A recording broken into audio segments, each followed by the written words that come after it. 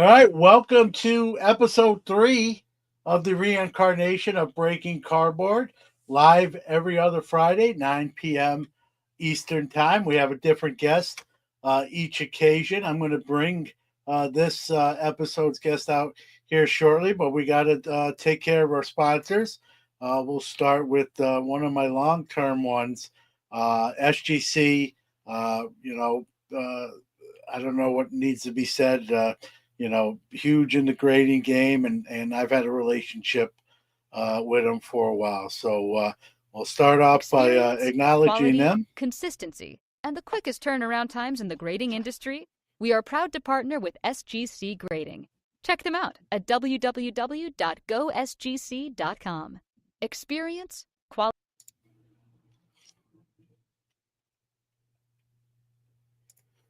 All right. So now to bring on my guest. Happy he agreed to join us today. Was looking forward to this episode, and fan of his show, The Shallow End.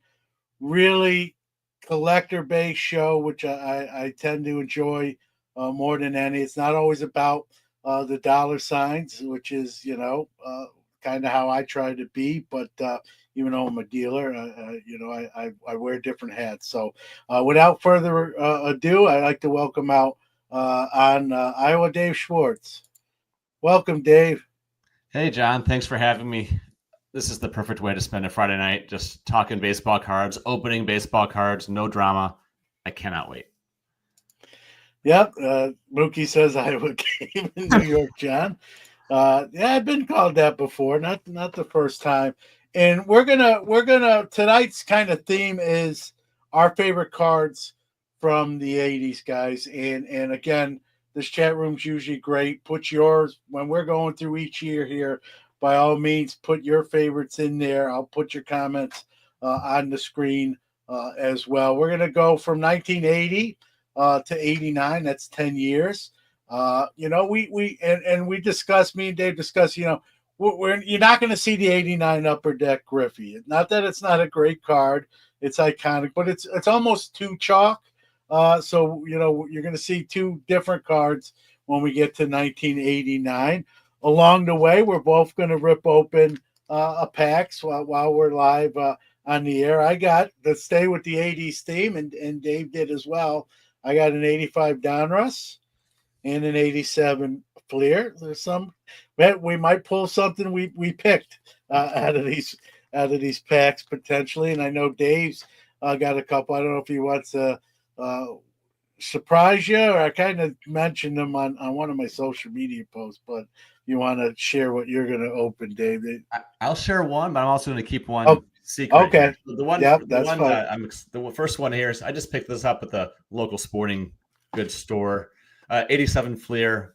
I ripped a lot of this back when it came out. I love the bright blue color. It's probably my favorite Fleer design of the 80s. I like the way that we're doing this tonight too. We're going 80 through 89, one favorite card per year. Not just Topps, not just Donruss, not just Fleer, whatever, but whichever one that we like. And yeah, it's not the most iconic. Otherwise, we'd have the exact same ones. It's just the ones that we like the most or identify something with.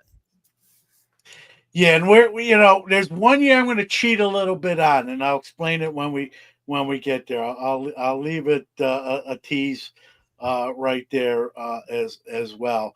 Again, guys, it's not about value, although some of these cards will obviously have some value to them. We'll do it snake draft wise, Dave. So as a guest, I'm going to let you go first for 1980, then I'll do one, and then I'll do 81, and then we'll come back and you'll have two picks in a row, and almost like fantasy draft, snake draft type. And again, in the chat room, share your favorites from each year as we go through.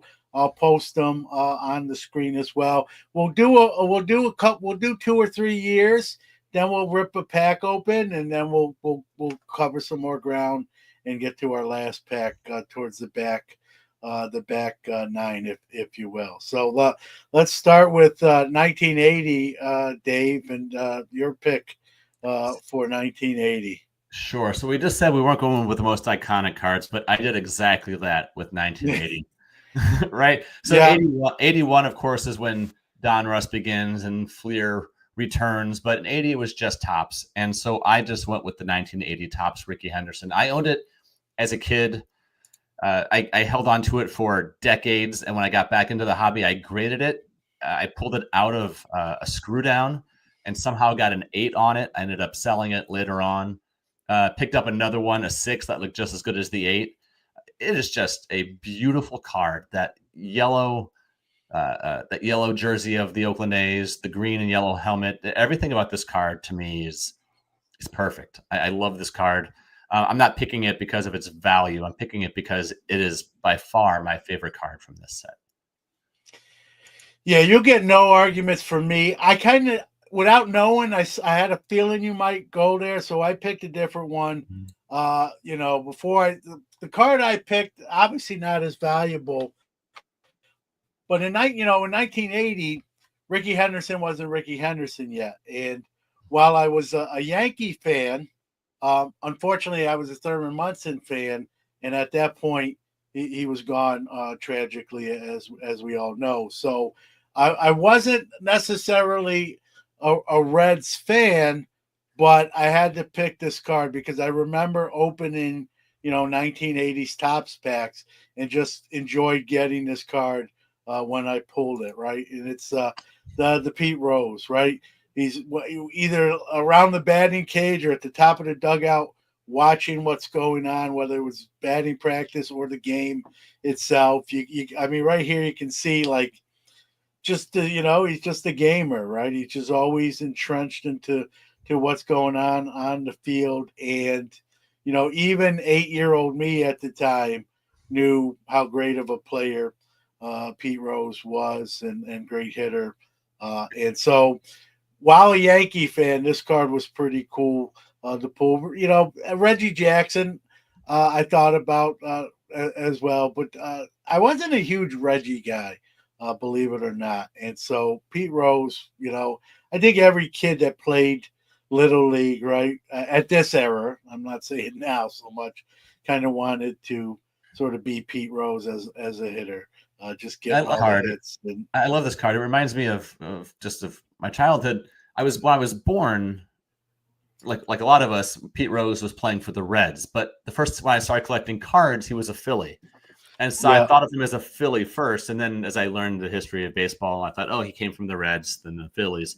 So when I think of my earliest memories of Pete Rose, that's what he looks like in that 80 Topps card. Yeah, if you know me, Dave, and everyone that's listened to my content, I have a thing. It's weird. Well, maybe it's not as weird as I make it out to be. I had a thing for close facial shots on baseball cards, like the 84 Donruss, Mattingly, and another card we might see later here in a few picks. So I guess we're to 81. The 81 card I had nearby. So rather than put up a picture, although it would cover my ugly mug up, and so some people might be disappointed in that respects. The Tim Raines rookie. I know we got a little glare here, but I know some people don't like the 3-player cards and the 3-player rookie versions. Tim Raines, we didn't necessarily know, he's going to be a Hall of Famer, but we knew he was pretty good early on. And that was a card, Fernando was in the mix there for me as well. But, I actually went to some Montreal Expo games, even though I was in New York City. My grandfather, who I was raised by my grandparents, for some reason, we made 3 or 4 trips to Montreal for Expo games as well. And I remember seeing him as a young player, not what he turned out to be, but, in the early stages. So that card, again, it's not about value. You can pick up that card. That's a nice thing. You can pick up a Hall of Fame rookie of Tim Raines for probably $10, $20, depending on what kind of grade you want on it. So a couple comments here. How about the 1980 Burger King Nolan Ryan with that orange hat? Yeah, that's I stayed mostly with the mainstream stuff, which I know that's sort of like Topps, but I know my Mets guys are going to grill me for not picking enough Mets. 81 Mookie Wilson rookie. Yeah. I don't know. It was this in Valenzuela. Mookie Wilson at that point wasn't John, you might be breaking up a little bit. okay. All right. Well, listen, it's your pick now. So I don't know if you can hear me, but I'll let you go. Okay, so my second pick, this is from the 1981 season. I went with the 1981 Fleer card number 346 of Harold Baines. Harold Baines is Fleer rookie. I love this card not because of its value, but it just makes me laugh. This card is so plain. He's got the white warm-up jersey on, the white pants, the pea green background, the pea green bench. This card is so vanilla, so plain, so forgettable, which makes it the perfect representation of Harold Baines. He gets a lot of flack as being the least one of the least worthy Hall of Famers, and it's probably true. But he was friends with Jerry Reinsdorf, and so they pushed him through. But this card just makes me chuckle every time that I see it. Fleer, after so many years of trying and the court cases and everything else, they finally got the okay to go ahead and make baseball cards. And they had they tried their best. And this is what they came up with for Harold Baines. But it is a rookie card of a Hall of Famer. But man, that card is could not be plainer if they tried. Yeah, it's funny. Even seeing the designs to this day, it's like yikes. But that's part of the history of the hobby. They took them a few years. They kind of figured out, card designs eventually. But like you said, pretty plain. Even the uniform, you don't see the logo there. But a Hall of Famer, and this is your pick. So I'm not going to argue with it. 81 is not, when you really look at the year itself, it's not a great rookie kind of card year for the rookie class. I know Mookie's going to put a picture of me on his dartboard for not picking the Mookie Wilson rookies. Already kind of said that, but it was a little bit of a tougher year to pick. Like the field was wide open, so you really can't argue with any of the picks because it was that kind of year. You could have went so many different directions, right? So it is what it is there. All right, you get to go again with 82. Okay, 82. I'm going back to tops. I'm going with card number 90, Nolan Ryan. 1982 1982 is probably, I'm not going to say it's the worst because everything is subjective, right? But it is probably my least favorite year overall of cards across the brands. But when you have this picture of the Ryan Express rearing back, just throwing gas, you can tell he's going to throw about 100 at somebody right now. Probably going to strike somebody out. I think this is a great image of Nolan Ryan. I love the colors. You've got that fantastic early 80s Houston uniform. You've got the orange cap. The creamsicles. You got Nolan Ryan just ready to fire. The Tops tried. They did a really nice job of trying to match the colors of the card itself and the fonts to the team uniforms. And so for the effort and for the really fantastic photography, this to me is the card I think of when I think of the 82 set. I almost went with the 82 Tops traded Ozzie Smith, his first card in a Cardinals uniform. But I think we'll see Ozzie come up later. Yeah, and hang on, I'll get to a comment. So Brendan Ryan says, that anyone know the origin of a rule of a regional issue can't be a rookie card pre-Victor? If it comes out to me, and again, at different eras, right? We only had one. If it comes out in the same year as what the regular cards are considered rookies, in my book, not Victor's book, or I'm not sure what I would say. It's a rookie card. Now, we didn't necessarily, when we made this list, Dave, just so everyone knows, they don't necessarily being rookie cards are like a No. prerequisite. Now, some of our picks are rookie cards. That just comes with the territory, but they don't necessarily have to be. And obviously, an 82 Topps Ryan is not his rookie, but a great card nonetheless.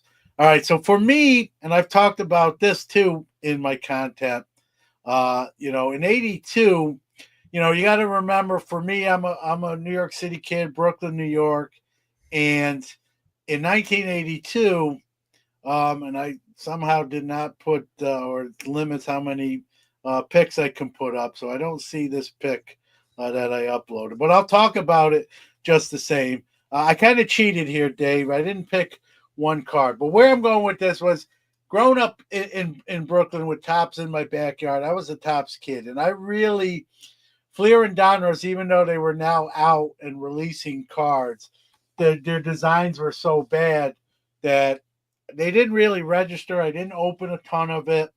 I don't want to say it didn't register, but I didn't open a ton of it, and I kind of stayed true to Topps. But it was in 1982 when these cards came out that made me turn my head and think about someone other than Topps, and that's the 1982 Donruss, the Diamond Kings, the first iteration of the Diamond Kings with Dick Perez. And I didn't want to just pick one of them, so I'm going to cheat and just say the whole series of 82 Donruss Diamond Kings. That was the first time that 10-year-old me said, "Oh, there's something really other than Topps that like kind of caught my eye," and it was those Diamond Kings. And I've talked to Dick, and he's been on the show, and I told him that story. It's not lip service. It's a true story. And, shameless plug that this Friday, Dick Perez and Mark Evans, the director of the new movie, The Diamond King, will be my guest on the show. But it was that 1982 releases of those Diamond Kings in the 82 Donruss set that did it for me, that said, hey, there's something other than Topps out here in the hobby, and I maybe should pay attention to other companies producing cards. So I thought I put the thing on the screen, but I think it limits what I can, so I don't see it in my overlays. But John, that's such a great. I'm so glad you picked Diamond Kings. That's the perfect selection for 82. Yeah, and I didn't do that because they were on the show. It's just coincidence, but the story is true. Like that, I really had, I don't know, blown off is the right, but I really didn't take Donruss or Fleer seriously that first year, and it was those Diamond Kings that made me say, "Oh my God, look, it's artwork of some of my favorite players, and what is this? It's something different we haven't seen ever." And that's what got me to consider other brands other than Topps. So I went with that. Let me see if my 83 pick is up here. Yep, I think so. It's like you said, same player, but I went with the 83 Nolan Ryan. I could have went. I thought it's Sandberg, Boggs, rookie year, but the Ryan, even 11-year-old me knew, the how menacing Ryan was.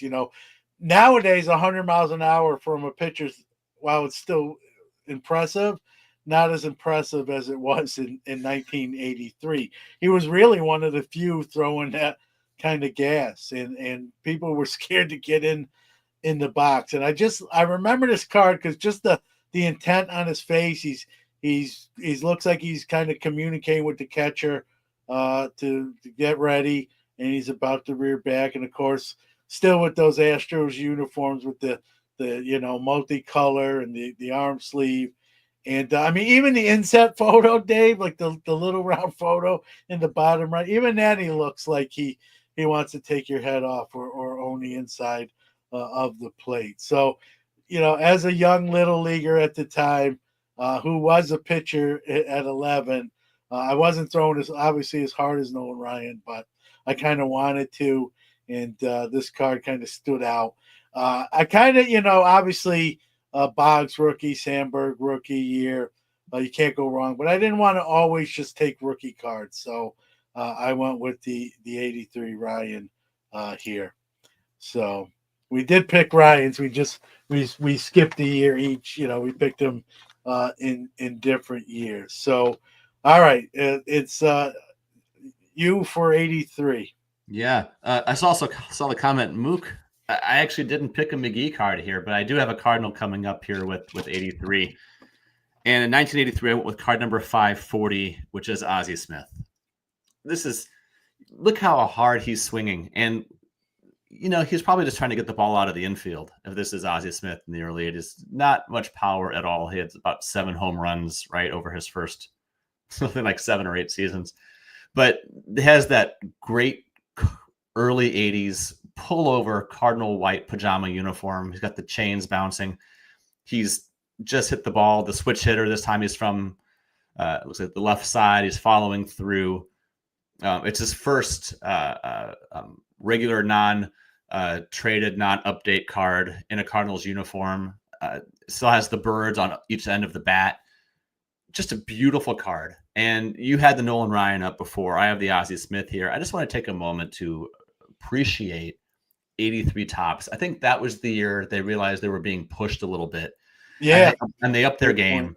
80 was okay. And had the Henderson, which saved a lot of things. But 81 was kind of, And 82, I mentioned, wasn't my personal favorite. But 83 was the year that I took note of it again and thought, Topps is doing something different. The colors were more vibrant.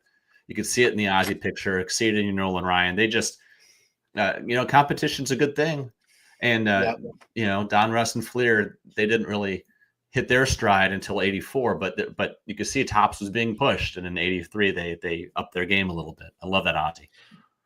Yeah, that's a great point. That was, I think, that I don't want to speak for Topps, but I think internally, I think you nailed it, Dave. I think that was the year Topps said, hey, there's some new kids on the block.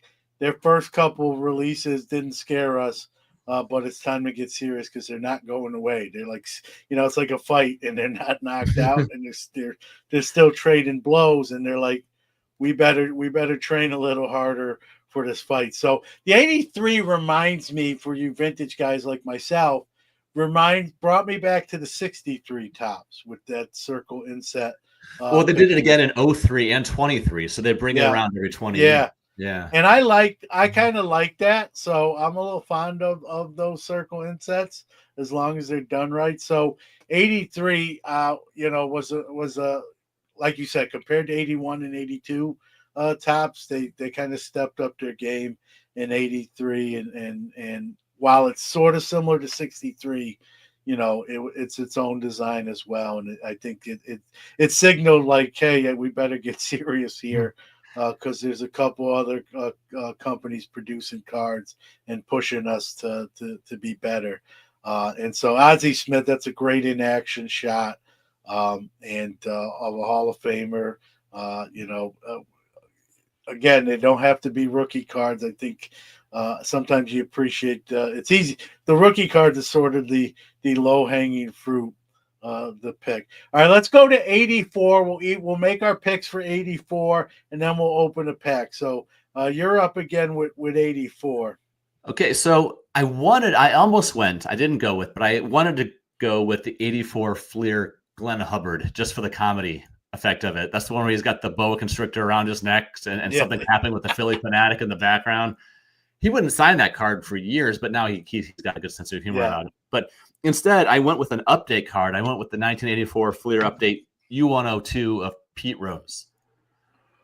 It's a great card. It's a great card. I'm going to say one thing. I'll tell the story after you. I'll let you speak. This set brings up bad memories, but not for the reasons you would think. But go ahead. This it's just weird seeing Pete in an Expos uniform. Exactly. That's exactly what my notes were. It looks so weird. I like that. That's how I remember Pete Rose hitting, right? It's a little slap hit or a bunt, right? Just doing anything he can to get on base. And he actually got his 4,000th hit while he was in an Expos uniform before he went back to the Reds to finish his career. But I love 84 Fleer. I think I found we didn't have a whole lot of it at the 7-Eleven by our house where we would ride our bikes, but found one cello or cello pack, whatever you call it. And, got a few cards, nothing special out of it, but I really loved the design. And between the design and this was Fleer's arrival in 84, right? This is where they announced themselves as being a legit player. Plus him wearing the Expos uniform, being in such a memorable pose. That's why I went with this card. Yeah, this is a great card. It's weird seeing him in Expos uniform. Again, there's history there. You got the 4000, and this set brings back bad memories for me. Not so much in 84, but I had this set, and obviously it's a great set. Clemens and Puckett, first cards. When in my store years, I think it was around 93, I had this set in the back of the store, and I had a silent.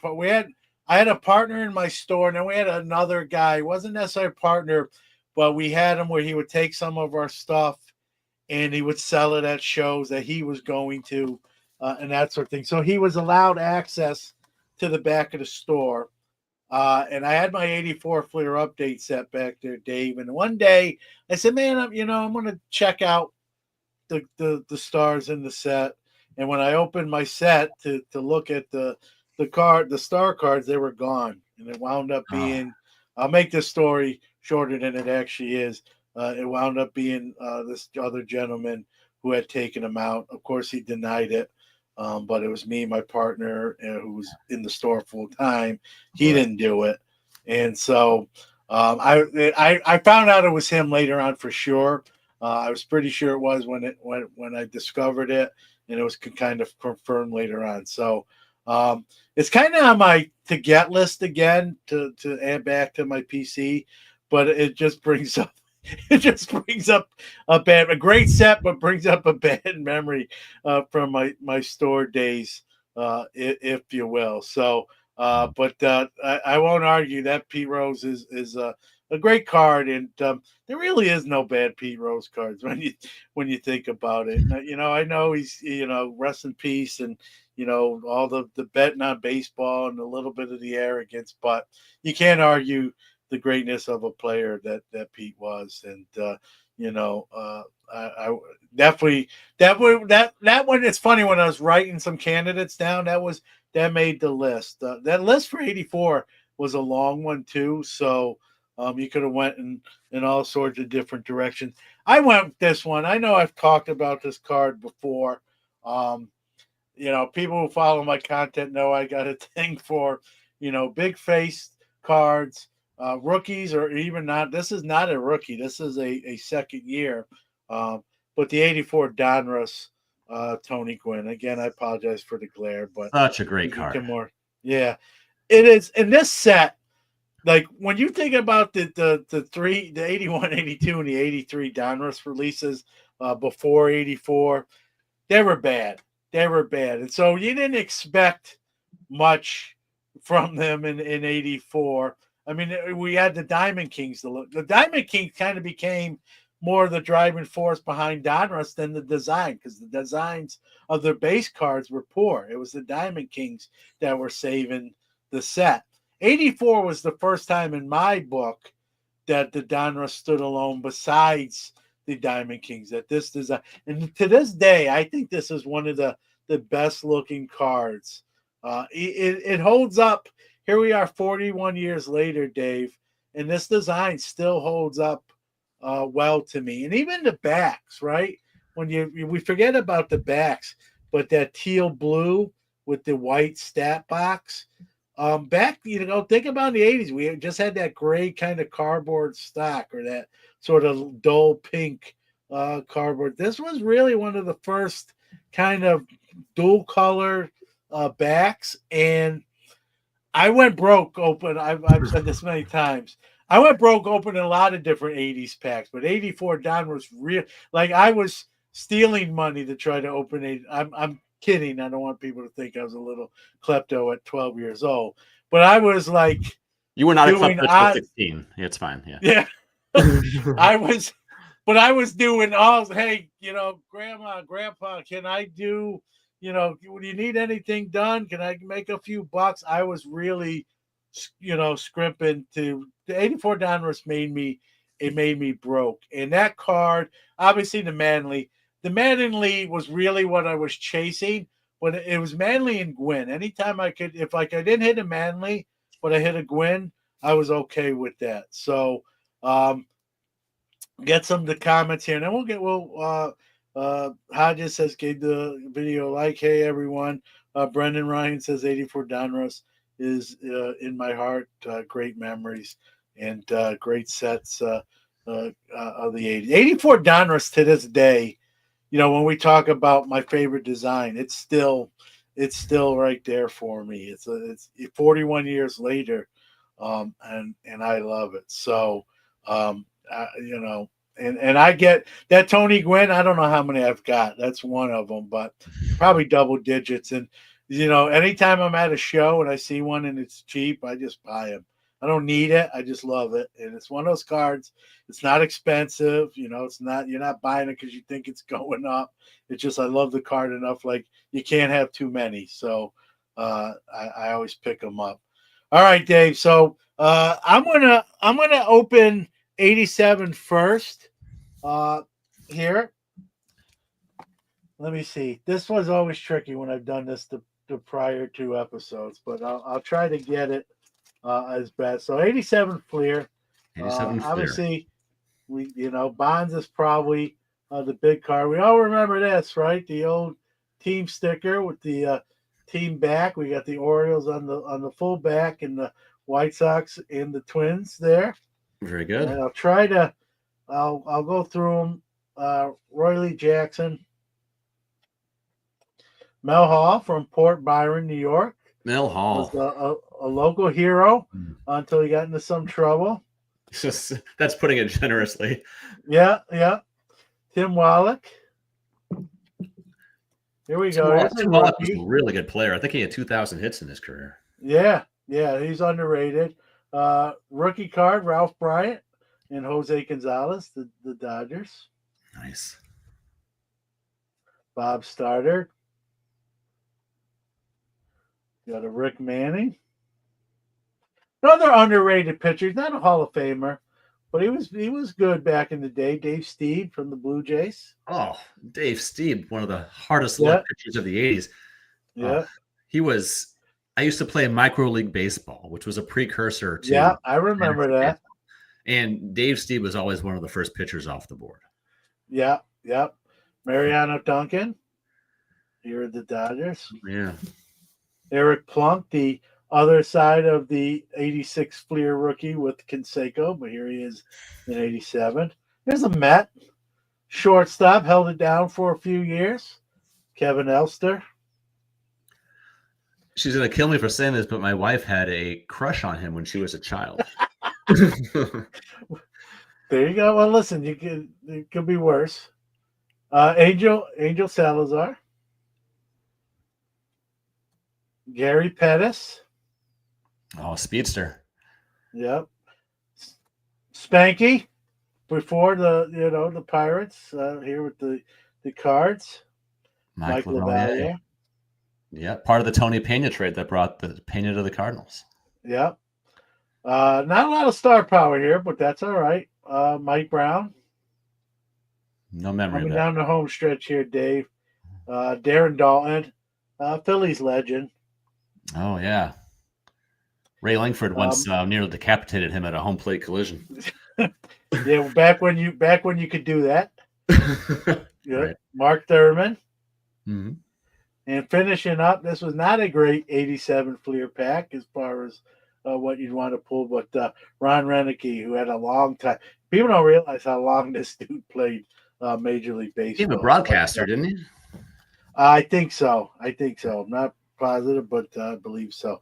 So there was my 87 Fleer pack. Nothing to write home about, but it's still fun. Still fun to go back and open a pack that's 37 years old. All right, your turn. Here's mine, and by sheer coincidence, we didn't plan this, but my first pack is also 87 Fleer. Yeah, I think. Listen, if this is Pack Wars, you don't have much. The bar is really low to beat my pack here. Okay, so I'll rip it, and my lighting's okay. I'll just hold up one at a time. Okay, first sticker,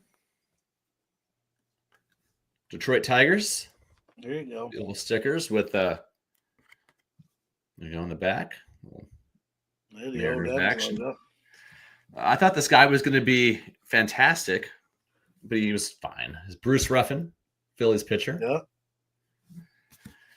This guy ended up having a kid that was a pretty good player. He's got Ken Griffey. Yeah. I think you won right there. I think I just won. I got Ken Griffey Sr. Oh, no. Now I won. All right. USA Olympic 84 team, stud of all studs, Odie McDowell. I love, I watched, for whatever reason, I watched a lot of Rangers games, and I always liked Odie. I don't know if it was the name or just the style of play. I like Odie McDowell was one of my favorites. Up next, Hall of Fame nickname, Oil Can Boyd. Yeah. Dennis. Man, he wasn't more injured than he was just with his thin frame. Who reminds me of him today for the Indians is Tristan McKenzie. Reminds me of a modern day Dennis Oil Can Boyd. Okay. I'm definitely winning this Pack Wars, by the way. Up next, Hall of Famer Jim Rice. There you go. Yeah, I'm you're 4 or 5 cards in and I'm crushed. Another Hall of Famer, Tony Gwynn. Yeah, that did it for sure. Another great card. You're gonna find all. Man, now I realize how bad my '87 Fleer pack really was. I knew it was, but now it's cinched. So about an hour after we go off the air today, you can find my eBay store. I'll be putting all these up. Neil Allen. Okay, so Neil Allen. If you don't know Neil Allen, a St. Louis Cardinal. He was in the trade that sent Keith Hernandez to the Mets. That is correct. The Cardinals in return. He played on quite a bit of teams. Neil Allen. Like in return, the Cardinals got Neil Allen and Rick Owenby. Yeah. So that's fine. Right. Otis Nixon, who would go on to have a pretty good career with the Braves.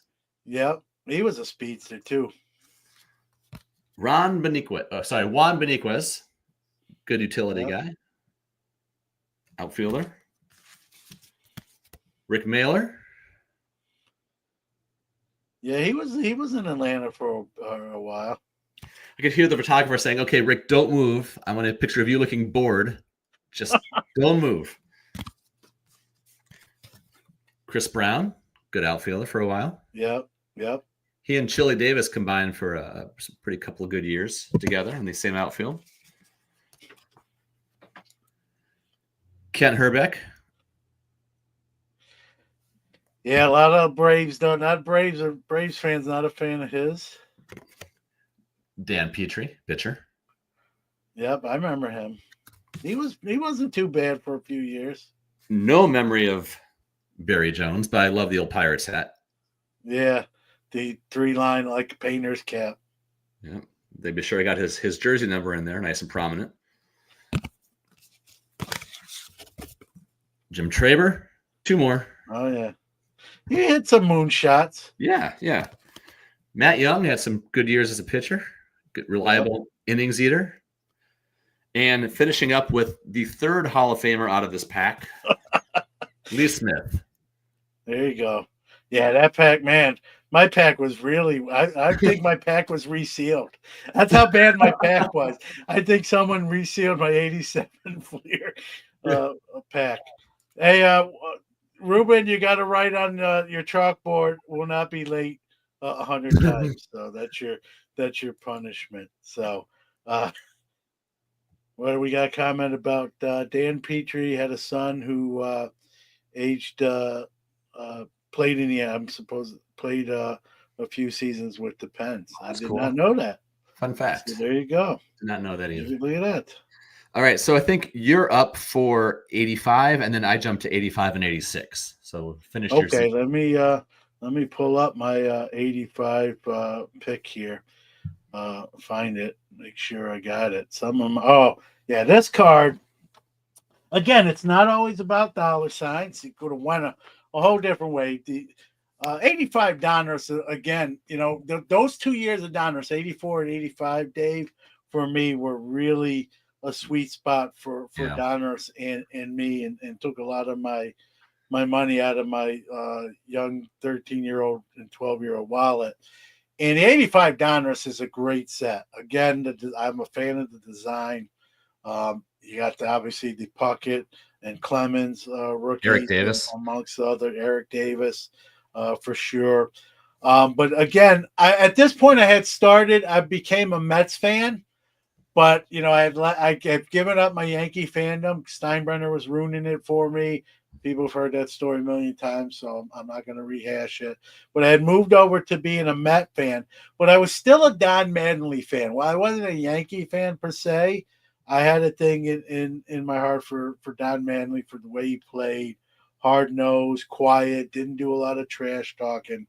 And if you remember the 84 season, him and this another Hall of Famer, Mattingly's not a Hall of Famer, but him and a Hall of Famer, and Dave Winfield, had a batting title race that to this day is still kind of talked about, and went down to the final game. And Manley had to go four for five to win the 84 batting crown. And so when I opened 85 Donruss, this card really had a sentimental place in my heart. It's the Dave Winfield and Don Mattingly 2 for the title card, not an insert or parallel or anything like that. It was a base card, but had that. I followed that race intently, and two great players, one Hall of Famer, one maybe should be in it that isn't. That's a whole show in itself. But again, not a crazy at the time. I think this card was more expensive in '85 than it might be today, because people loved this card then. But obviously, it's come down in price. But this was a card I didn't mind getting if I didn't get that Puckett or the other big cards in there. I didn't mind when this was in that pack. So 85 Donruss, and I didn't go to that last game in 84, Dave, but I know I showed you before we kind of went live. I do have a ticket stub from that last Yankees game. I believe it's versus the Tigers. Yep, versus the Tigers, and Manley went 4 for 5 to win the batting title. So this is on my list to get kind of PSA graded ticket wise. I just haven't done it yet. I did not attend the game. I just had acquired the ticket. So I want to be, fully transparent. 12-year-old me was not there, but 12-year-old me watched the game from my living room. So have the ticket stub to someone who was in the stadium watching the game. So probably a little bit of a weird one, not a weird one, but kind of different there with that pick. But I tried not to be chalk all the time, and so that one definitely probably not chalk. Yeah, I definitely went chalk with my 85 card. So for my 85, the 1985 was the first year I went crazy buying cards. I mean, I was always collecting them as I could with allowance money, but as I started mowing lawns and having my own income, that was around 85. And I can remember my parents looking at me like I would get back from 7-Eleven and they would say, "You bought more?" And I did. And it was 85 tops. I liked 85 Donruss, but we couldn't get a lot of those in St. Louis. And 85 Fleer was just okay, but 85 tops was the one. And it was the hunt for card number 620, which was Dwight Gooden's. Yeah. And at this point, yeah. And that was the one. At this point, I was a Mets fan. Yeah. And I love this card, and I love pulling this card. But I like the 85 Donruss design better. So, whenever cards came out, I tried to open them all, Dave, but I always opened more of whatever design I thought won the year. You know what I mean? In my mind, anyway. And to each their own, right? So Donruss beat. And I do like the 85 tops. And I don't get me wrong, I opened plenty of it too. But the Donruss, I probably opened a little bit more. But yeah, I'm not gonna, as a Mets fan, and anyone that knows, you don't have to be a Mets fan to remember when he first came up, he was just lights out and dominating. And any collector, you didn't have to be a Mets fan you were happy if you pulled this card. Oh, this was the card, right? I mean, this was the card any kid had the chance to pull, and I think I pulled 2, 3, or 4 of them. It was wonderful, just a beautiful card, good memories. Yeah, no doubt. And it's funny, even seeing the design again, I don't know if I gave 85 Tops maybe a fair shake. I think I fell in love with the Donruss and didn't even give it a fair shot. But the 85, that even the 85 Fleer set wasn't too badly designed. That wasn't a bad design year overall across the 3 companies that were producing cards at that time. Yeah. All right, who's is it your turn again? I'm losing track. My turn. This is my back end of my snake pick. So for 86, this guy, it's a rookie card, and this guy had rookie cards in a few different sets for this year, and I went with an update set. It's the 86 Fleer update U14 of Barry Bonds, and I'll tell you why I like this card. It's love this card. I know that if you were like an investor type person, that you would want to get the 86 Tiffany Tops traded, right? But I look at this card and I think, okay, so the frame is modern, but the photo itself, this could be a 1957 Tops card. The way this image looks, it's just a throwback image of what was then a modern player, and it's you got the pullover jersey, the batting practice jersey. He's got the wristbands on, that great yellow helmet with the black bill. This is my favorite Barry Bonds rookie card. It's the only PSA 10 that I own is this card. Because I just wanted to have it centered and clean, and the 86 Tops is fine. The 86 Donruss, the rookies, not my favorite design, but this one just seems like the timeless Barry Bonds rookie card. Yeah, no doubt. And regards to what you did, what? I hate to say it, but one of the first things I think when I see this card is like, look how skinny he was. Yeah, I know. Like, listen, I'm just gonna be honest. But it's before he started really exercising and hitting the weights, and just eating lots of protein. Yeah, working out hard.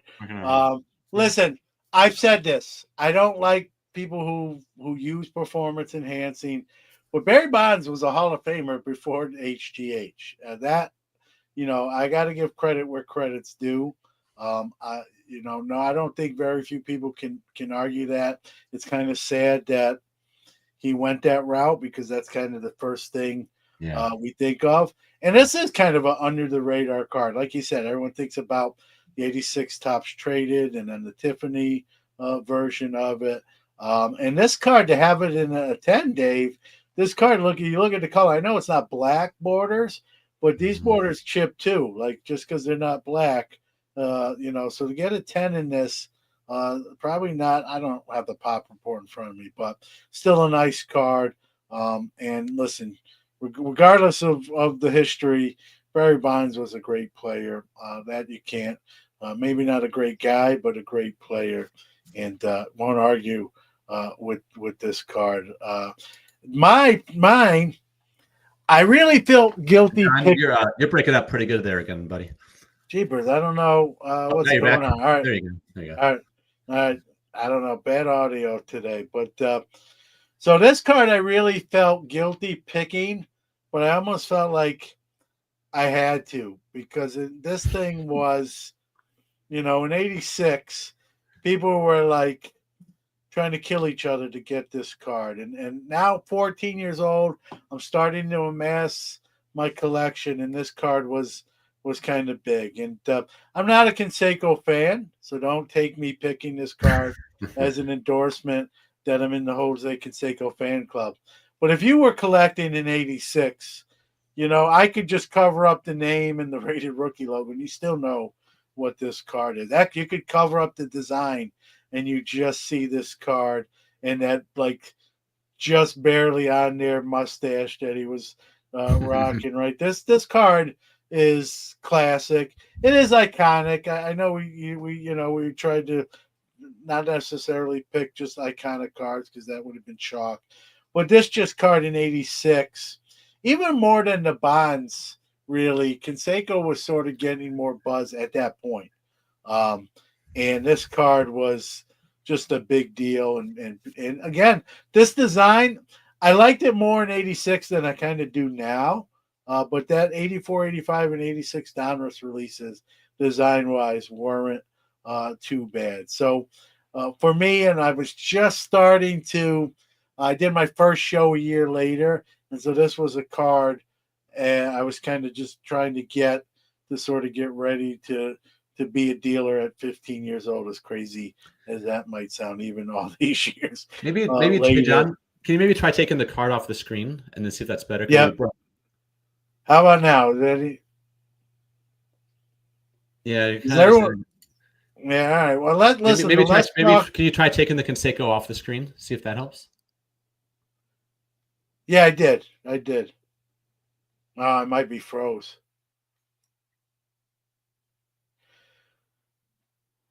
All right, we lost Dave. I don't know. Maybe I don't know if it's me or Dave.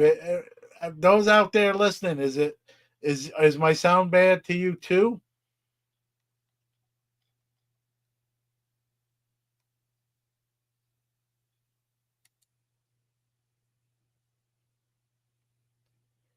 All right, I'll get to.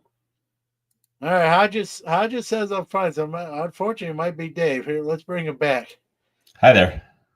All right, Hodges is saying it's fine. It might be. Might be me. It might be. Yeah. All right. Well, that's all right. Not I your feel fault. shame. Great shame. No.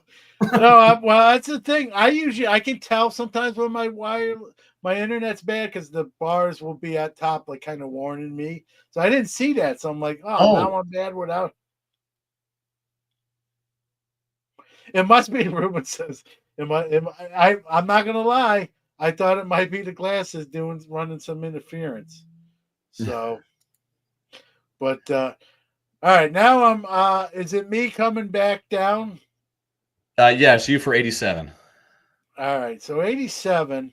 Well, we both. I'll let the cat out of the bag here. We both picked the same card here. So let me put it on the screen, and we can both kind of chime in. And to this day, people still love this card. It's one of those type of cards, and two-sport player, great in both sports. Just injuries took their toll. But again, this is a card. Even 37 years later, it's not crazy money. But the minute I seem to get one in my inventory at my shows, they don't last long. And that's the 87 Bo Jackson. Rated rookie, and I'll keep my spiel short and sweet here, Dave, and let you take over. But just a classic shot. Looks like he's just following through on throwing the ball. Like you see the muscles, bulging out of his arm sleeves. Like you could tell by looking at this guy. Like you didn't want to mess with Bo, and just an incredible talent, and definitely like a guy you pay to see play, and that's football too. But in this case, we're talking about baseball cards. So 87, rated rookie. Again, 87 Donruss, not my favorite, but I didn't dislike it either. But just a great card of Bo Jackson. But kind of your insight here. We picked the same card, so. We did, and you mentioned some of the things. The first, sorry about the signal thing. For whatever reason, it's fixed now, but my computer was connecting through my hotspot on my phone instead of the Wi-Fi, but it's better now. It's happened to me too, so all good. Look at this. This is the way athletes look today when they've gone through like CrossFit and all this intense training. This is not how an athlete was supposed to look in 1987. Yep. He was an elevated human physically, right? But plus the way he's throwing the ball, it almost looks like he's just having a catch out there in the outfield, the field of dreams. And he looks so young. Just a wonderful card. It has the iconic rated rookie symbol is there as well. It's my favorite image of him by far as a rookie. And they stole that from Rated Rabbi, so they owe him. I know. I don't think that Spin Rag got a single royalty out of it either. Yeah, look, the one thing I never really thought about it until like Bo Jackson, he didn't smile a lot. Even like he'd hit a home run, he wasn't a big smiler. I read his biography, which is a great book. Mhm. And he talked about his struggles with stuttering, and he was Mhm. actually a pretty shy guy and a kind of introvert guy. So even when he made a great play, whether it be defensively or offensively, he wasn't very demonstrative. I was probably more demonstrative on the football field. And even then, he just went about his business and kind of was kind of low key. But you also knew how great he was and how strong he was. I mean, I think at the time when he struck out and he just broke the bat over his knee. And if you're familiar with wood bats and have used them as I have, I tried to do that once like an idiot, right? I'm sure I didn't even put a crack in it. That to do it and snap it like literally like a toothpick, just tells you how strong of a dude he was, and just the intensity, right? He just struck out and he just broke the bat. Like that's not working for me. I'll try again with a new bat a few innings later. But just incredible talent, and when I think of Bo Jackson, I think of that intensity, and then I think of what could have been had he not gotten hurt and some of the injuries that he did, or what if he even concentrated on one sport? What if he had just stayed with football or just baseball? And he could have still got hurt. I'm not saying that would have been the answer, but I think we wouldn't have looked at him as the legend he still is for not being a Hall of Famer in the NFL or the major league. We almost feel like he is. Like until you say he's not, until you say he's not in those Hall of Fame, you don't really think about that he's not. He just because he could have been based on the talent level. So yeah, 87 Bo. That was the only one we both picked the same, and probably a good reason for that. So I think it's you on 88. That coming back for 88.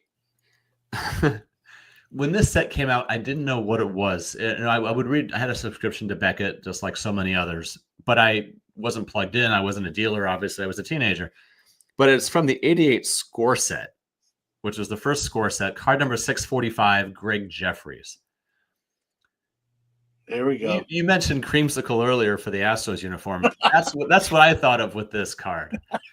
So his 88 Fleer and Donruss cards were pretty similar in that they were just sort of these profile picks. But this was one that was actually he was in the field. It looks like it might be a spring training shot. I'm not sure. It could be. That's when a lot of these pictures were taken. But when you have that plus the just that bright orange border that nobody had ever seen anything like before, and it didn't really catch on. Like when Score came out, it was a novelty, and then it wasn't until they rebranded to Pinnacle around what's in 93, 94 that they kind of found their stride a little bit. But when I think of 88, it was. There wasn't a whole lot that stood out. And so I went with the brand, and then I went with the player as well that we were all hunting at that point. Mark Grace probably was one of the better rookies for that year in hindsight, but Greg Jeffries was the hunt. And that's why this card. He was the cover boy. He was on the cover of Beckett's. He was on the cover of other just sports magazines. Like he was like the great white hype, so to speak. And I tell you, as a 16-year-old kid, Greg, and as a Mets fan, Greg Jeffries, people who listen to my stuff know my fondness for Greg Jeffries. I told you I had to this day, I had 3 binders of Greg Jeffries rookies in my garage. My wife tried to have me throw them out, and I couldn't make myself do it. It hurt, and they're still there on the shelf collecting dust, Dave, but I can't throw them out. I can't. It brings back too much nostalgia. And, we talked kind of about this before we went live. Look at his final numbers. I'm not saying Greg Jeffries is a Hall of Famer, far from it, but his numbers might surprise you to how good they actually are and what kind of career he had. The problem was, and we talked about this, Dave, was the hype. That hype was so massive that there was just no way he could live up to it. It was impossible. Yeah. He never could have lived up to that. There's nothing he could have done short of having a mantle-like career for him to fulfill the sort of hype that was heaved upon him. Yeah, no doubt. It was just that the billing was too big. 88 score was, man, still to this day was, really butt ugly. They had a lot of the purple, the maroons. Like you could see them from a mile away as just in plain Jane. The backs were better looking than the fronts. A lot of errors though. I will say that one of the scores, what saved that sort of set was all the errors in it. And then in 89, there was some more errors. Some of them had to be intentional. Paul Gibson card comes to mind that they used that photo with the runner at second grabbing his crotch. And so not a great release. And listen, I don't know if Ruben's still watching, but I usually say Greg Jeffries once per of episode. It wasn't me this time, Ruben. It was all Iowa Dave. So he took one for the team. I didn't have to do it. And the first time I attended a national, the first card I bought was at a trade night because I got there later in the day. So the show was closed. I went straight to a trade night. It was an 89 Topps Greg Jeffries that some guy just had sitting out. That's a great card. That's a great card. It is, but it should have been out. It should have been. Tony's right. TJ is online is right. That card should have been out in 88, not 89. Topps missed the boat. Yep. Stuke says that he was in the American Legion World Series in Fargo in 1983. Roger Maris came to town for the event. And Tony's going to go with Steve Jeltz is a great 88 scorecard. It's a great 88 score Steve Jeltz card for sure. And so Ruben, I'm off the hook. I did not start the Greg Jeffries stuff. It was Dave's fault. So you can't grill me. Ruben John asked me to do it. No, I'm kidding. He didn't ask me to do it. But I'm honestly, I almost picked it for my 89 card, but I didn't do it. One last comment about this: Greg Jeffries he was a great contact hitter, and like he had a routine where he swung a bat underwater to increase bat speed. And at 16, I was playing high school baseball, and I went into my high school swimming pool and was swinging a wood bat underwater. And the gym teacher, not the baseball coach, came in and said, basically, what the hell are you doing, Newman? And I had to explain to him I was trying to increase bat speed. And he's like, I don't think this is a good idea. I can't let you do it. And he made me get out of the pool with the bat. So there you go. That'll be the last Greg Jeffries story I will tell, at least tonight, if you will. But I was trying to be Greg Jeffries at 16 years old in 1998. So, or 88, I should say. All right. This time we got one more pack to open. I opened first last time. Didn't do me any good. I got the worst 87 Fleer pack in the history of 87 Fleer pack. So I will let you do the honors on our last packs here. Okay. I'm really excited to share this pack with your audience, which is just terrific. I won this when they had what they call it National Baseball Card Day or whatever, a while back. My LCS had a raffle. Everybody put their name in a hat or signed up, and I won this. And I was waiting for a fun time to open it. I was going to bring it to the National, but when you invited me onto the show and wanted to open packs, I thought this is the perfect time to do it.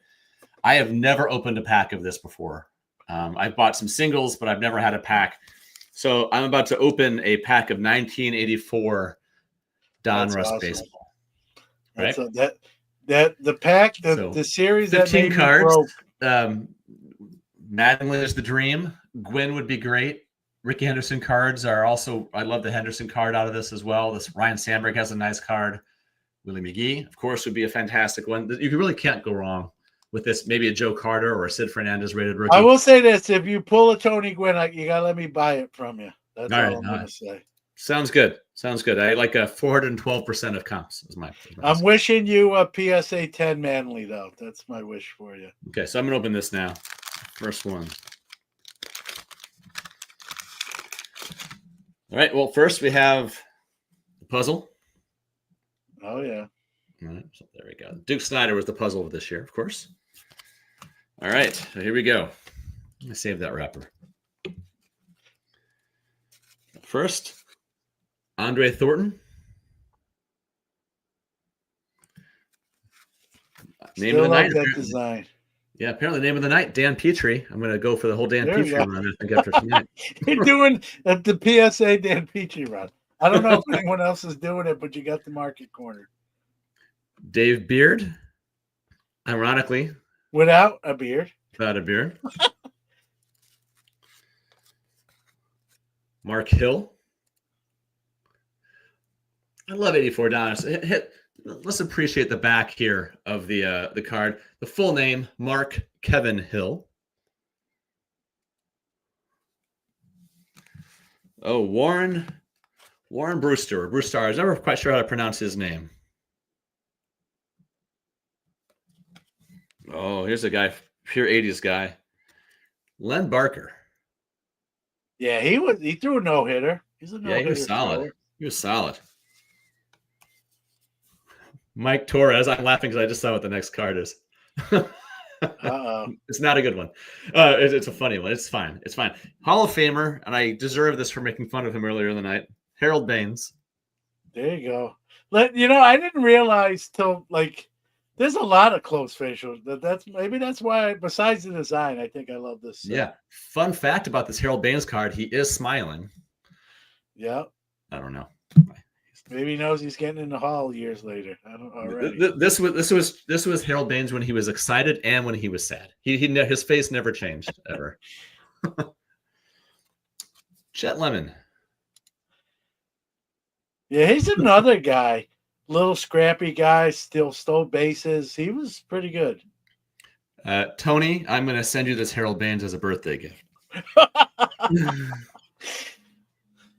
Bring it to the National, and you can give it to him for another guy. You think you pulled him in your 87 pack? Gary Pettis. Yeah, man, he's everywhere. He is. All right, Alan Bannister, solid player. Yep.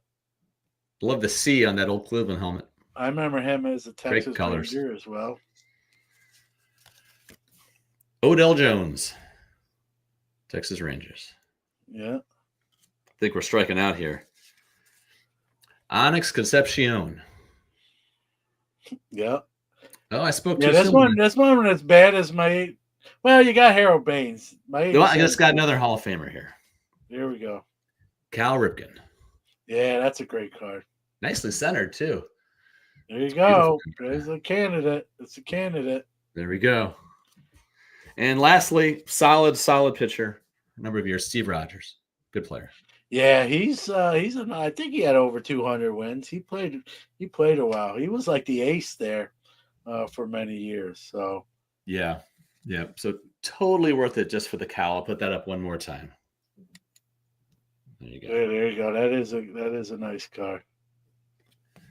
All right. So my last pack, different year, but a year later, $85. Maybe I should hold it right side up. Maybe I'll pull that card that made my list, that Madden. That would be cool. I'm not gonna lie. If I pull that card, I haven't pulled that card since 85 or 86, somewhere in that range. That would be cool. Puzzle piece. I forgot. I think it's Warren Spahn. Or no, Lou Gehrig. All right, let's see. Again, love the 85 Donruss. Al Bumry, longtime Oriole. Oh, yeah. Larry Gura, longtime Royal. Here's a Cardinal. Ricky Horton. He's the broadcaster for them now. Yeah.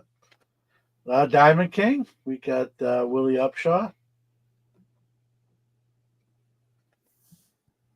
Astros, Terry Poole. Remember him. There we go. Tiger legend. Lou Whitaker. Oh, sweet Lou. Sweet Lou. There we go. Andy McGaffigan. Reds pitcher. One of my favorite baseball names. but the immature part of me will come out with this guy. But it does it to me every time. Rusty Cunts. There we go. It's my prerogative to pull a Bobby Brown 85 Donruss card. There's another Cardinal. It's the Cardinal pitching pack, Dave. Speaking of Dave, fellow Dave LaPointe. Dave LaPointe. I remember this guy. Joe Cowley. Oh, yeah. Yankee. Mm-hmm. All right. I don't know if Mookie's still here. There it is. 85 Donruss Mookie Wilson. Oh, yes. All right. Now, I think he was pulled early in one of the other packs, but I'm not sure. Aurelio Lopez. This was another guy who you don't realize how great he was or good he was. Base stealer, leadoff man. Had some pop. Brett Butler. Brett Butler was. Never mind. I was going to say a trivia question, but I was wrong. Never mind. Cut this part out.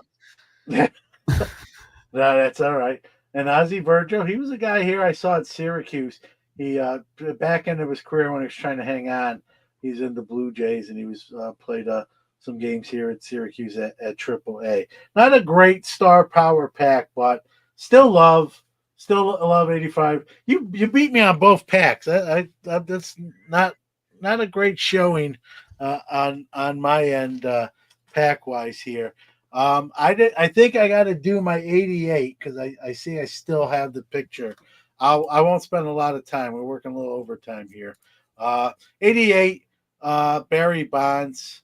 I love, I kind of, when the 88 Fleer first came out, the design, I wasn't sure what to make of it, but it grew on me and I kind of like it. It's got that patriotic feel to it with the red, white, and blue, kind of the stripes kind of being broken off by the photo itself and then continuing on the other side. And this card was just, a young Barry Bonds early in his career, thin, smiling.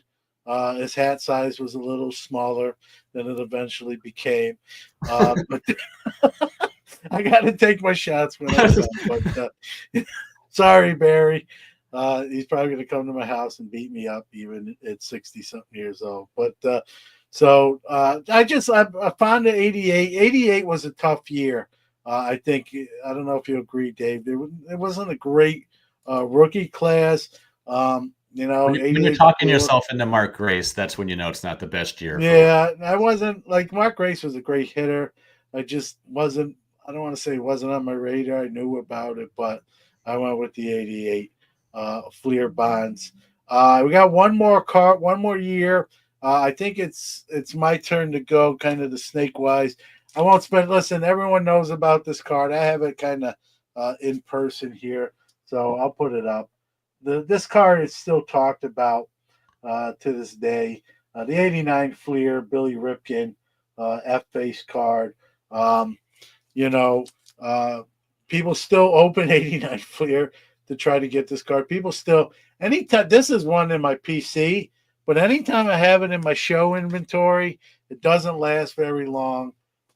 Even the other versions, Dave, even like the saw cuts and the black box and the black scribble, people like those too. It's just a talked about card all these years later. And listen, Billy Ripken was no Cal Ripken, but he's probably talked about more than Cal Ripken in some respects, just because of that card. So I know it's got a bad word on it, and I don't necessarily I don't swear on my shows, but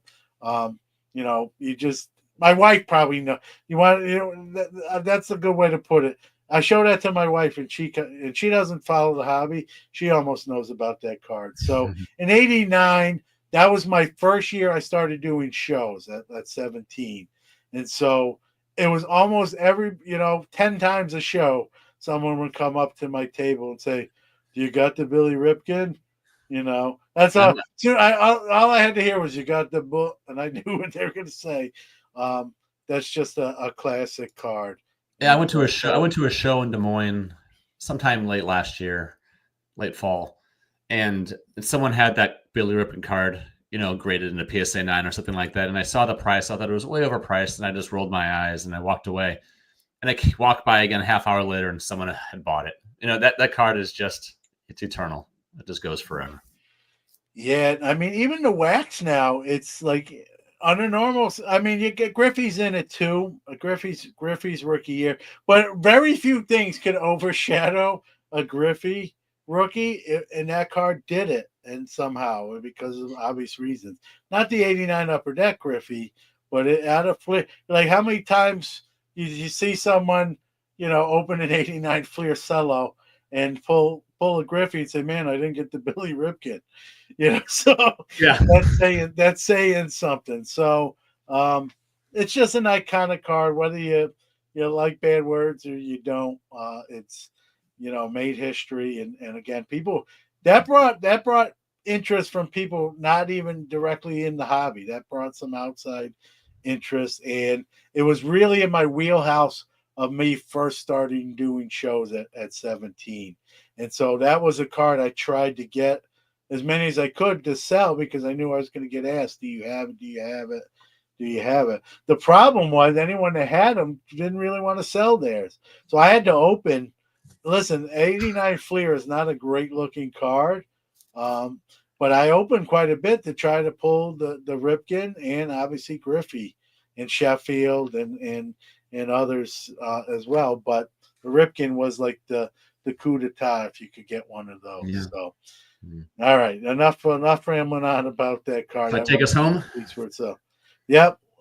All right. So my last card is 89 Upper Deck, but it is not the Griffey. It is the other rookie. I kept opening packs trying to get the Griffey, but instead I kept getting this other card over and over to the point that I think I had between 10 and 15 of them. And it's card number 13. It's the Upper Deck Gary Sheffield 1989 card. And it didn't upload. It didn't upload because I think I put too many pictures. But that's a classic card in its own right. Most people are familiar with it. There's the error too. Yeah, it's the error where they put the upside down SS, and I became a fan of his just because out of necessity with how many cards of his I was pulling. He lived up to the hype talent wise, but of course he bounced around a lot to different teams because of his personality and whatnot.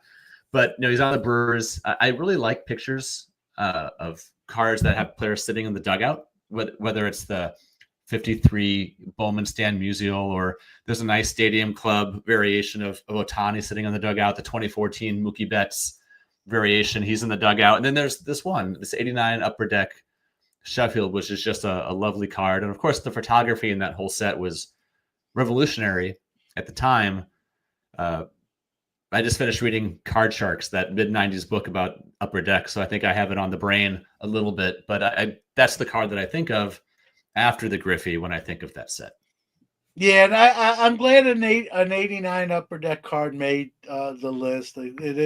That was really kind of opened up that door to premium cards. Later on, we got the 93 Finest Baseball, and then things took off kind of from there. But 89 was, the first high price pack, if you will. And obviously the Griffey, that release brought people into the hobby. People I think most people realize that, but 89 Upper Deck, people came in to chase the Griffey and other rookie cards, and that was kind of an iconic release. So, and of course, they then reprinted the set, right, and kept putting out more. And then, there's the Griffey. Contrary to popular belief, the Griffey is a short print. There's only a limited amount out there, so get them. I'm kidding. For most people know I'm kidding, but just in case. But as crazy as it sounds, like for as many Griffies as there are, still a very demand. Another card that when I'm setting up at shows, I just can't keep them in stock. And even lower grade ones, I've sold even 6s and 7s. And people still, it's a lot cheaper, so it's a nice way to pick it up and have it. And so I I never have that. Anytime someone says, "Are you buying?" and I look at their stuff and they have a Griffey rookie, I always try to acquire it for the inventory. I mean, I have some for myself. There's one behind me here, a PSA 9 that my big body's blocking, but I always try to pick it up for my show inventory. We're gonna get one more commercial in here, guys. Pay the bills here, and then some final thoughts. And I appreciate Dave coming on and spending some time with us and this going back in nostalgia. So hang on one second. Hi, I'm Isaac Alpert, a longtime card collector and the co-founder of the Penny Sleever. My wife and I started the Penny Sleever with a simple premise in mind: to offer collectors top quality supplies at fair prices. We offer a full range of hobby supplies, and we'll get them to you fast. Whether you're looking for a 260-point magnetic for that oversized patch card, or a slew of semi-rigids for your next PSA submission, the Penny Sleever has you covered. Shop now at thepennysleever.com and use the promo code SCNation to get 10% off your first order. That's SCNation for 10% off at thepennysleever.com. Great supplies. I use them. All my submissions to SGC go through their semi-rigids. I use their magnetics, their top loaders. So not just showing I use their products. And like you said, you heard the code, 10% off. Isaac does a great job, and it's tough to get in that arena with some of the big boy supply companies, but he's fighting a great battle. So great products at a little lesser price. So that's always important. So there you go. Well, Dave, this was a lot of fun, and you beat me on both of the packs. If this was Pack Wars, it didn't beat me. I think you slaughtered me. Is more like it. It's fun to go through the years and not only talk about the cards we picked, but the cards even we didn't pick that we just brought up in the discussion. And it was real fun. And I think we'll have to do this again. A couple months down the line. Maybe we'll do the 90s edition. I think it'll get a little tougher too, even in the 90s. So. We were both a little older then, and I was definitely in my heyday in my store days and show days. So, but I appreciate you coming on. I know it's been a bit, but go check out the Shallow End. Dave keeps it real. I love it. It's not always about dollars, which I think sometimes shows.